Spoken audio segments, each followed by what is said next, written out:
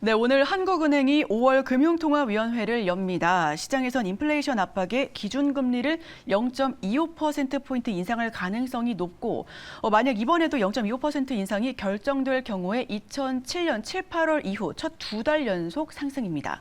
주식시장에 미치는 영향이 큰 만큼 자세한 이야기 들어보도록 하겠습니다. 인사이트K 연구소 배종찬 소장 모십니다. 어서 오세요. 안녕하십니까? 네, 안녕하십니까? 지난 4월 물가 상승률이 4.8%로 치솟았고요. 네. 또 향후 5% 선도 넘어설 것이라는 그런 위기감이 있습니다. 맞습니다. 네. 현재 국내 인플레이션 상황에 대해서 여쭤볼게요. 심각하죠. 심각하다고 봐야 되겠죠. 그러니까 인플레이션이라는 것 자체가 물가가 올라가는 상황 아니겠습니까? 그런 상황이 가장 우려되는 것이고, 그런 기본적인 이유는 워낙 돈이 많이 풀렸었죠.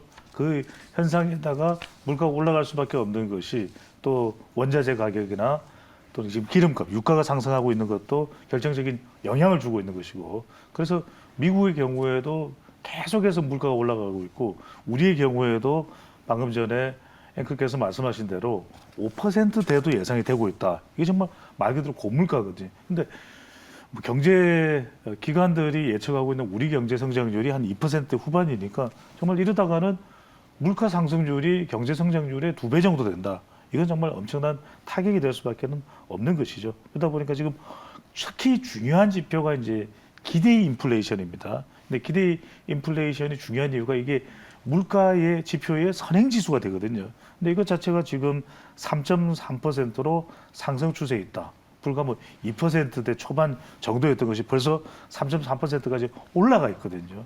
특히 이창용 한은 총재가 가장 집중적으로 눈여겨보고 있는 것이 바로 이 기대 인플레이션이다. 네네. 기대 인플레이션이라는 것이 물가도 올라가지만 임금도 상승되는, 제품 가격도 상승하지만 임금도 상승하는 데 있어서의 분석 지표이기 때문에 그만큼 중요할 수밖에 없다. 이게 지금 2012년, 그러니까 10년 정도 만에 최고치예요.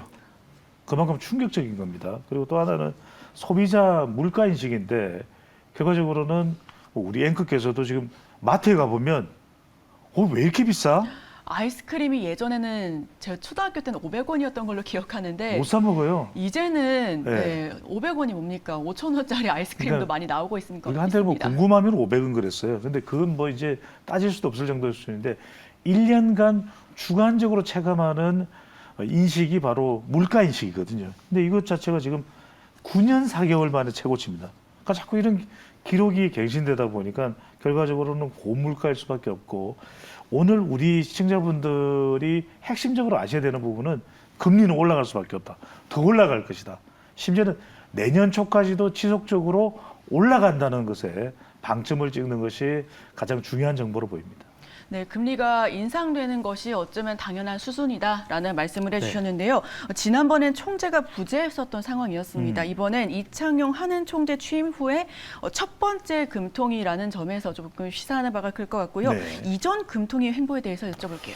이전 금통위도 이런 고물가에 대한 우려 또 그리고 인식 상당히 높았다고 봐야 되겠죠. 그래서 올해 들어서 벌써 이번 달까지 치면은 예상되는 건 연이어서 2달 연속으로 금리가 인상되는 거 아니겠습니까? 네네. 그만큼 이창용 한은 총재가 임명되기 전에 진행된 금융통화위원회에서 지난달이었죠.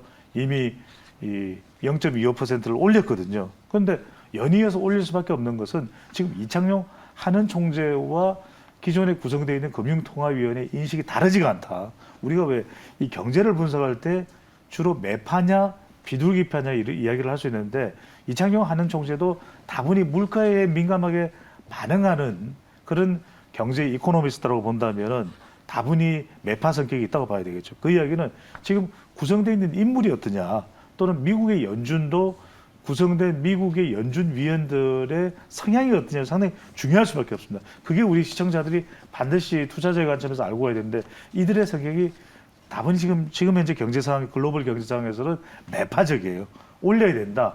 이거 물가 더 올라가면 인플레이션 되면은 큰일 난다. 이런 상황에 이야기 분석이 나오고 있기 때문에 이창용 한은 총재 이전에 금융통화위원들도 물가 인상에 대해서는 상당히 긍정적이다. 실제로 지난달에 있었던 금융통화위원회에서의 회의록의 내용을 보더라도 추가 금리 인상 필요성에 대해서 아주 절감을 하고 있거든요. 그 이야기는 하는 총재가 들어오더라도 금융통화위원들의 이 인식과 의견과 크게 다르지 않다.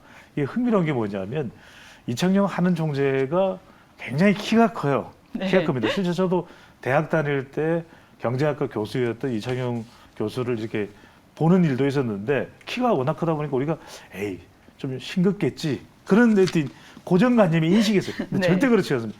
굉장히 꼼꼼하고 어떤 사안에 대해서 경제적인 분석 외에 다른 변수를 고려하지 않거든요. 그런 만큼 이창용 하는 총재 이전 또 이창용 하는 총재 체제에서도 굉장히 매파적인 성격, 금리 인상은 지속적으로 강하게 추진된다고 보시면 되는 거죠. 네, 금리 인상은 지속적으로 강하게 계속해서 반영이 될 것 같은데요. 또 매파적인 인물로 거론되고 있는 아주 필수적인 인물이 있죠. 제롬 파월 연준 의장. 오늘 새벽에 5월 FOMC 의사록이 공개가 됐습니다. 국내 시장은 어떻게 영향을 받을까요? 그렇죠. 이게 우리 정치에도 좀 부담이 될 거예요. 근데 이미 예고됐기 때문에 이게 상당히 돼서, 반영돼 있기 때문에 지금 기준금리 인상만으로 정시 악영향이다 보기는 힘들고 다른 요인이죠. 뭐 유가가 올라가고 원자재 가격이 상승하고 우리 기업의 경쟁력에 지장이 발생하고 이런 부분을 봐야 되는데 지금 의사록 내용을 보더라도 인플레이션이라는 단어가 60차례 이상 사용이 됐어요. 네. 그 이야기는 인플레이 여기에 초점이 맞춰져 있고 그다음에 주택 가격도 올라가고 있는 것이고 그 샌프란시스코나 미국 서부 쪽을 중심으로 해서 근데 고용 지표가 문제가 되면 당장 긴축을 하기도 쉽지가 않습니다. 이게 이제 또 미국에서는 또 뭐 소비자 물가 지수나 등등등을 또 감안해서 포함해서 중요한 지표가 고용 지표인데 고용 지표가 안정적이에요. 그러다 보니까 그냥 가든 방향대로 가자라는 것이 지금 미국 연준의 결정이기 때문에 빅스텝 이른바 6월 달에 0.5%가 상당히 유력시되고 있는 것이고 이렇게 되면 우리 경제에는 물론 이제 정시가 이것만으로 영향받는 건 아니지만 그래도 부담되는 요인인 거죠. 부담의 요인은 확실히 작용되는 것 같습니다. 그럼요. 네. 가장 중요한 게 오늘 우리가 금융통화위원회가 개최가 됩니다. 지금 이 내용상에서 뭐 우리 금리 인상은 뭐 당연한 것이다라고 말씀을 해주셨는데 어떤 내용들이 오고 갈까요? 그래서 이제 가장 중심이 되는 내용은 뭐 다들 궁금하실 텐데 금리가 인상될 거냐 인상되죠. 인상되는 건 거의 확실시되고 있는 것이고 얼마나 그럼 올라가냐. 뭐 일부 이제 경제 전문가들은 한국도 빅스텝이 필요한 거 아니가 이런 얘기를 해요. 근데 이창용 하는 총재가 IMF 국장도 역임을 했었고 서울대 경제학과 교수를 역임하고 난 이후에 대표적인 우리나라를 대표하는 이 이코노미스트입니다. 그런데 그러면 그 미국 연준 결정대로 그대로 따라갈 거냐? 그렇지는 않아요. 그러니까 기대 인플레이션이라고 하는 지표를 가장 핵심적으로 또 쫓고 있는 또 기준으로 삼고 있는 이 총재이기 때문에 0.25% 올라갈 것 같고. 근데 여기서 중요한 건 뭐냐면 미국 연준의 회의록과 마찬가지로 추가 금리 인상도 우리도 필요하다. 이 이야기가 또 나올 겁니다. 그다음에 또 하나는 뭐냐면 지금 원자재 가격이나 이렇게 우리 물가를 상당히 불안하게 하는 요인에 대해서 정부의 어떤 조치가 필요하지 않겠냐. 정책적 차원에서 이런 이야기도 오늘 하는 금융통화위원회에서 나올 가능성이 상당히 있다. 그러니까 이 앞으로의 경제 이 경색될 수 있는 요인이 제공될 수 있는 그런 원자재, 이 세계 글로벌 경제의 불안 요소 이 부분에 대한 이야기들이 집중적으로 거론될 가능성이 높다는 거죠. 네, 지금 말씀해주신 것처럼 오를 것이다, 오를 것이다. 사실은 말만 한 거지 확실하게 오른 건 아니지 않습니까? 오늘 이제 결정이 나는데요. 그렇게 금리 인상이 확실시 될 시에 우리 주식 시장에는 어떤 영향이 나올까요? 부담도 되지만 이미 상당히 반영돼 있는 것도 이미 선반영이 있고. 많이 된 것 같습니다. 그러니까 이게 금리가 올라갈 때는 어떠냐? 결국 경기 방어주다.